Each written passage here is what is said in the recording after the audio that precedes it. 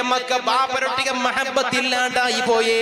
ബാപ്പരൊട്ടികളുടെ പിരിസപ്പാട് കുറയണുകൊല്ല കാരണ, ബാപ്പരൊട്ടികളുടെ കടപ്പാടുകൾ മക്കളെ നിറവേറ്റാണ്ടിക്കൊണുകൊല്ല കാരണ.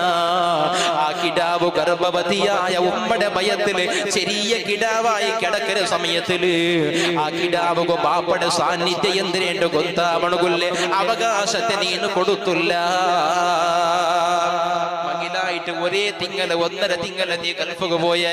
പിന്നെ പണ്ട് കിടാവിടെ ബർത്ത്ഡേ ആചരണ കൊണുകൂ. സുബ്ഹാനല്ലാഹ്, അതുവരേക്കും കിടാവുക ബാപ്പടെ പിരിസ എന്തിനേണ്ട ഗൊത്തായില്ല.